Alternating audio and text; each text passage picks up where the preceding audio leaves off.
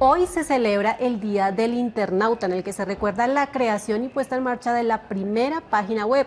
Y también hace 15 años apareció en Twitter por primera vez el hashtag, un símbolo que cambió la manera en que nos comunicamos en las redes sociales. Pues para hablar de esto y también de los peligros en la red, saludamos a Felipe Liscano, él es experto en tecnología. Felipe, bienvenido. Muchas gracias por la invitación. Me encanta estar aquí, Mónica. Bueno, Pipe, empecemos hablando sobre la fecha, sobre lo que se celebra hoy. Estamos hablando del Día del Internauta y de la primera página web de la historia. ¿Hace cuánto apareció y cómo era esa primera página web? Bueno, fue hace casi 30 años, en el 93. Y la primera página se trataba precisamente de algo que la Organización Europea para la Investigación Nuclear creó con la idea de intercambiar información entre científicos de diferentes universidades. Recordemos que fue gracias a Tim Berners-Lee quien en el 91 básicamente creó la plataforma de lo que ahorita conocemos como la World Wide Web o el triple W que le ponemos a la mayoría de las páginas. En general era el equivalente a un repositorio de muchos enlaces en donde la gente podía ver la investigación que llevaba este instituto que conocemos como CERN. Bueno, digamos que si hacemos la comparación de lo que pudo haber sido esa primera página web a lo que es navegar hoy, pues el cambio es drástico, es impresionante. ¿Qué ha permitido que cambiemos en la manera de navegar a hoy después de tanto tiempo y por qué se ha podido dar ese cambio como tan rápido? Bueno, en general han cambiado muchas cosas. Los avances en los protocolos de intercambio de información, si ustedes se acuerdan en un principio, cuando uno se conectaba a Internet, era telefónicamente, ¿sí? Entonces, esto empezaba a hacer una serie de sonidos diferentes y lo que más transmitía era texto.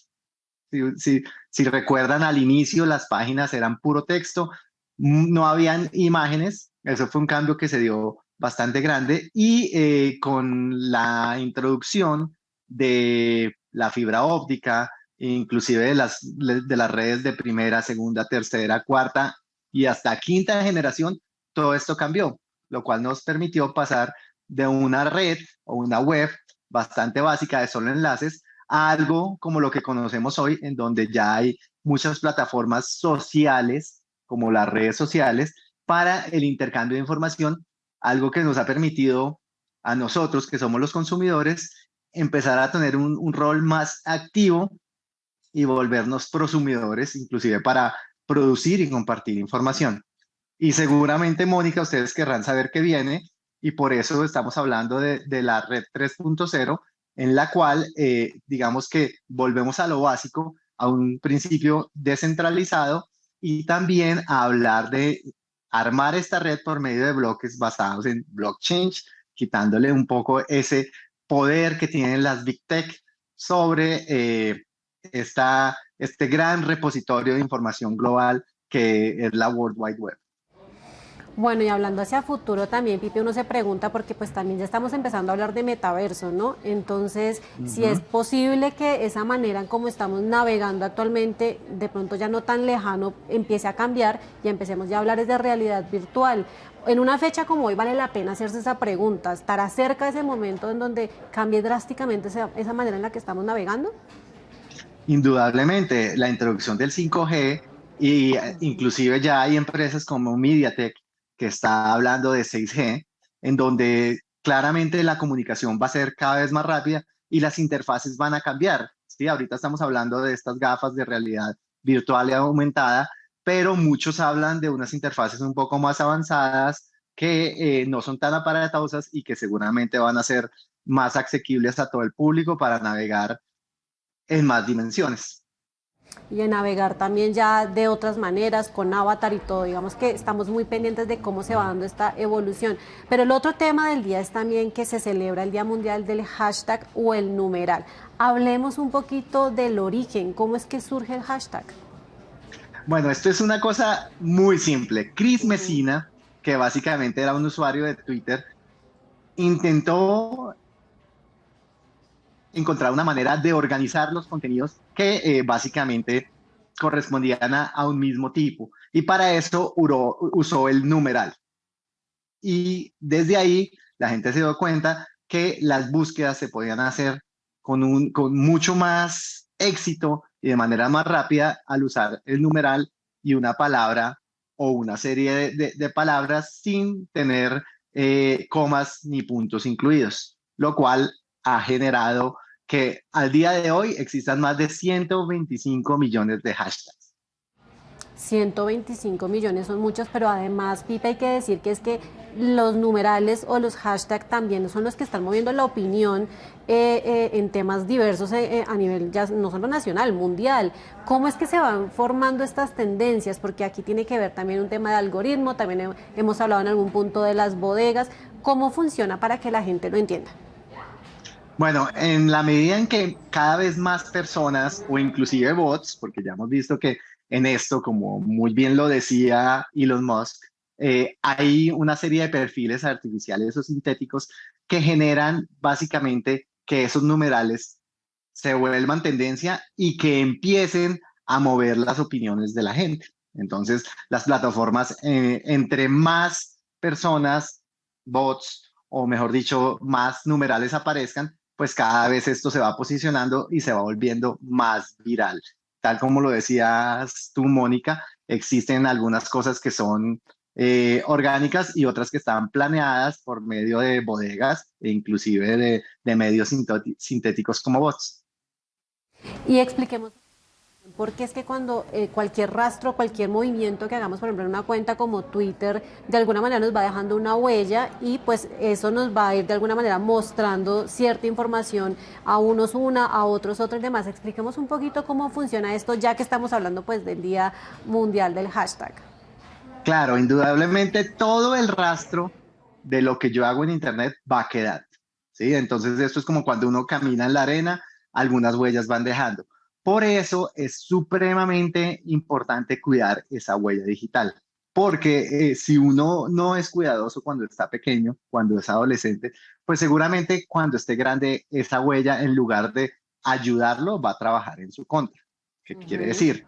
Ya hay organizaciones como las empresas, las universidades, los colegios y hasta los países que revisan sus redes sociales precisamente para dar visas, para otorgar trabajos o otorgar cupos precisamente para estudiar. Entonces, es muy importante que todo el mundo entienda que en Internet todo queda para la posteridad y por lo mismo hay que saber qué compartir, cómo compartir, con quién compartir e inclusive para qué compartirlo, porque actuar sin pensar puede llegar a costarle mucho en un futuro cercano, porque lo que entra en Internet es muy difícil de borrarlo.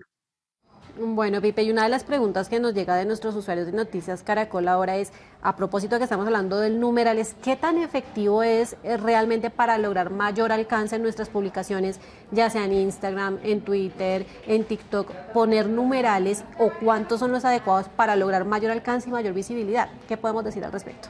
Bueno, en esto cada plataforma tiene un funcionamiento diferente, pero muchos de los encargados de los productos, llámese Instagram, llámese Facebook, llámese Twitter, generalmente dicen que el hashtag, como lo mencionábamos anteriormente, era más para organizar que para lograr una atracción alta en un contenido. ¿Qué quiere decir eso? Que ayuda cuando uno publica un contenido sobre carros y le pone el hashtag carros para que otros interesados vean contenidos que tienen la misma correspondencia, pero no necesariamente genera más tracción ni mayor visibilidad. De hecho, también he escuchado, digamos que dentro de los expertos y las recomendaciones es no poner más de 3 hashtags porque también el algoritmo se vuelve loco, pero pues como bien lo dice Pipe, depende también cada plataforma. Pero bueno, Pipe, hablemos ahora estamos hablando del Internet también, de que con esta entrada del Internet, de la posibilidad de navegar, hay un término que también, del que también tenemos que hablar y es el ciberacoso, porque el Internet nos ha traído cosas muy buenas, la posibilidad de conocer el mundo sin salir de la casa, pero también hay ciertos riesgos. ¿Qué se entiende por ciberacoso o acoso digital? Bueno, básicamente el término implica intimidar, incomodar, atacar y hasta espiar a alguien por medio de redes sociales, de aplicaciones de mensajería, de plataformas de juegos o cualquier medio que tenga comunicación con un dispositivo móvil o de escritorio. Eso quiere decir que, pues, si una persona puede ser humillada o aterrorizada, es un tipo de acoso. Claro, hay una diferencia marcada entre un chiste que es aislado a un ataque que se genera de forma repetitiva, hiriente y hasta amenazante. Por eso hay que tener mucho cuidado en qué se publica y cómo se publica. Pues justamente ha evolucionado tanto el tema y pues son tantas las posibilidades de navegar de maneras distintas también en la red que también hay distintos tipos de acoso digital. ¿De cuáles podemos mencionar y cuáles son las más comunes? Bueno, en el reciente estudio de Kaspersky se habla de que un 54% de los ataques de tipo acoso digital está relacionado con el monitoreo del teléfono. Un 36% con software instalado tipo malware. Obviamente esto es sin consentimiento. El 24% de espionaje a cámaras. Y aquí hay algo bien interesante. El 14% corresponde a manipulación de dispositivos inteligentes. Llámese calefacción, llámese la nevera y algunas otras cosas que generan incomodidad en las víctimas. Pero bueno, dentro de esa lista que usted me menciona, Pipe, a mí me sorprende el tema por ejemplo, el estalqueo, porque ahí sí que, pues creo decir que todo lo hemos hecho en algún momento, y es estalquear a alguien y tratar de verle como la cuenta. Pero pues digo, ¿hasta qué punto eso puede ser acoso cuando hablamos ya como de un delito o un tema, digamos, que ya requiere como mayor atención? ¿Estalquear se considera acoso? Pues básicamente recordemos que en ciertas jurisdicciones el hostigamiento o el acoso está penalizado. ¿Eso qué quiere decir? Cuando no existe un consentimiento y estoy espiando a una persona, estoy intentando contactarme con ellos, con esa persona de manera repetitiva por medio de aplicaciones de correo, de mensajería o inclusive de páginas abiertas y la persona se siente inundada, se siente vulnerada en esa comunicación que es no deseada. Aquí tenemos que dejar esto muy claro. Pues básicamente ya en ese punto estamos incurriendo en acoso. Y es que, por ejemplo, Pipe, que creo que ya, o sea, que es el de otro lado, que no, no creería que ya pasa a ser acoso, y es esa práctica que hacemos muchos, y es, por ejemplo, o abrir un perfil distinto para poder ver algo de alguien que de pronto no me tiene como dentro de sus amigos y demás. El tema se vuelve grave es cuando ya se vuelve, me imagino, y es lo que le entiendo, como repetitivo, cuando vulnera los derechos de la otra persona, pero pues creo que porque además las redes lo permiten, ¿no? Abrir estas cuentas falsas o cuentas que sirven simplemente para espiar, y además existen incluso hasta páginas web donde uno puede ingresar y ver qué está haciendo la otra persona sin necesidad de dejar huella o dejar rastro, que es un poco lo que la gente intenta hacer, sobre todo cuando está en redes sociales. ¿Cómo funciona ahí? Porque lo que le digo, no sé si, por ejemplo, esta primera parte sí de verdad pueda considerarse acoso o si es más bien una práctica común.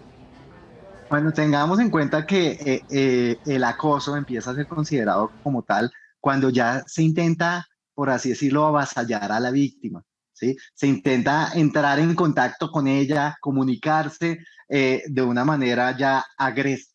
Entonces, inclusive cuando las personas que son víctimas ignoran, bloquean e inclusive tratan de no entrar en contacto con ese acosador, ahí es cuando empieza a volverse ya algo que, como dicen los papás, pasa de castaño a oscuro. Entonces recordemos que el consentimiento es fundamental. O sea, ver de vez en cuando a alguien, digamos que lo que está haciendo de manera privada es algo más como espionaje, pero cuando yo intento entrar en contacto con la víctima, y, por así decirlo, avasallarlo para que me responda, ya estamos entrando en contacto, en el terreno del acoso. Y tenemos que tener en cuenta que el hecho de que las plataformas permitan que pasen no quiere decir que sea algo bueno, ¿sí? Los perfiles falsos no deberían existir y eso no solo daña la comunicación, sino que puede dañarle la vida a muchas personas, porque hay muchos tipos de acoso y pues seguramente más adelante vamos a hablar, pero sobre todo los niños, los adolescentes y las mujeres son los que llevan la peor parte en este flagelo. Claro, y ahí ya cambia y estamos hablando de temas que se pueden además denunciar y que además pues son castigados, ¿no? Esto ya es otro nivel y eso es lo importante como poder identificar cuándo es que estamos hablando y además cuándo es que uno es víctima de acoso, porque seguramente en medio de esta conversación nos vamos a dar cuenta de que puede ser más común de lo que muchos pensamos. Yo hice la tarea, Pipe, y encontré otro término como dentro de todos estos que hay de tipos de acoso y es el frapping, pero yo quiero que usted nos explique, le explique a nuestros usuarios de Noticias Caracol ahora de qué se trata, qué es el frapping. Bueno, el frapping se trata de usar una red social para hacerse pasar por otra persona, impersonarlo, precisamente con el fin de publicar cosas a nombre de alguien más para generar polémica, controversia y sobre todo para deteriorar la imagen y el buen nombre de la víctima o dueño del perfil. Y es más común de lo que, como le decía, de más común de lo que uno se imagina y es hacerse pasar por alguien y digamos que se vuelve más complejo cuando estamos hablando de menores de edad. Y hablando de menores de edad, también creo que el bullying es otra de esas problemáticas graves en las redes sociales. Y creo que uno de los factores clave ahí es que como mucho de ese bullying se puede ejercer sin ser reconocido a través de cuentas anónimas o cuentas donde realmente ni siquiera hay una foto de perfil. ¿Cómo se entiende el bullying en estas redes sociales?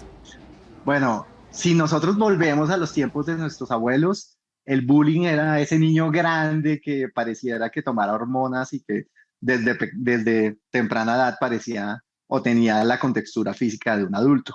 Ahora esto se ha ido al mundo digital y básicamente lo que hacen este tipo de bullying es que el acosador o matón usa las redes sociales precisamente para generar humillación constante en los niños, más que todo. Ahora, cabe aclarar que, que lo primero que hay que hacer es avisarle a un adulto, hablar con alguien. Segundo, las plataformas tienen formas de reportar esos perfiles y el contenido que puede ser considerado como matoneo o abusivo, precisamente para que no se vuelva viral y deje de aparecer.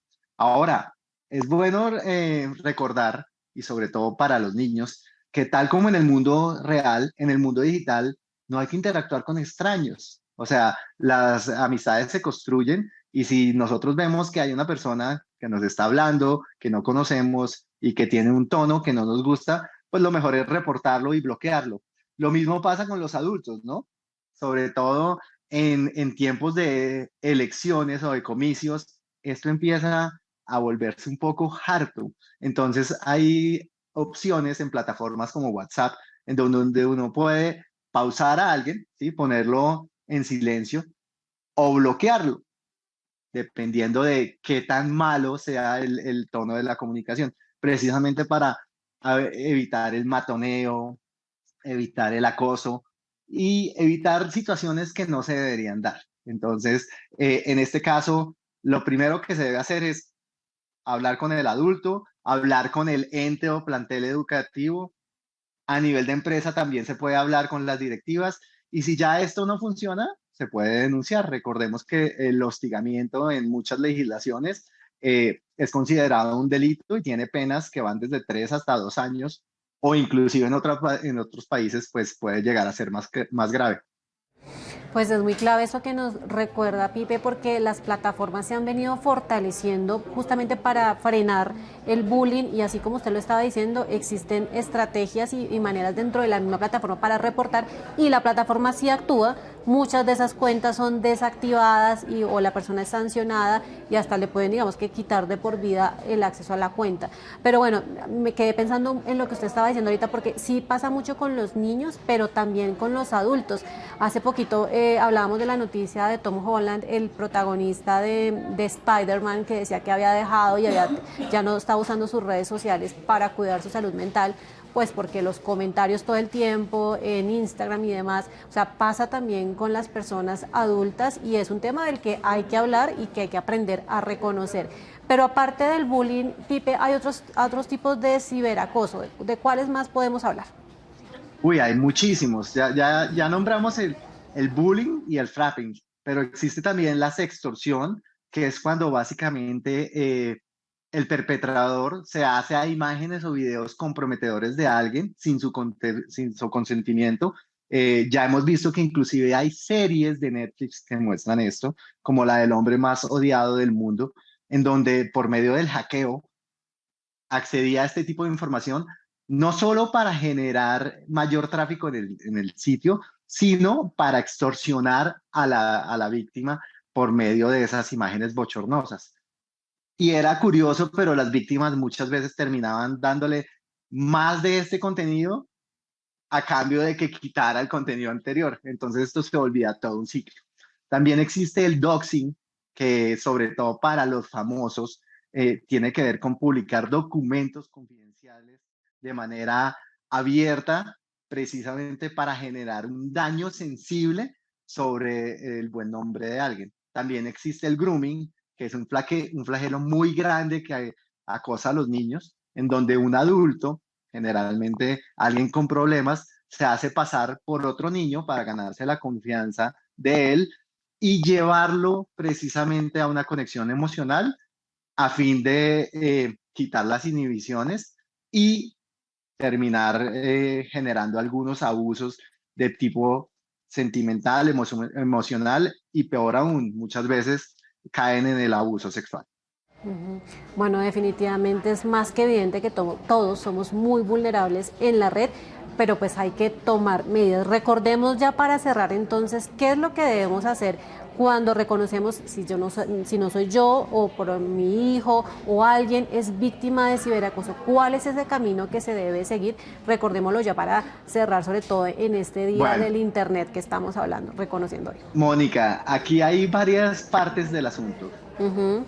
Primero, las personas que piensan que ver, compartir y comentar este tipo de publicaciones abusivas no tiene nada que ver, ahí hay un gran error.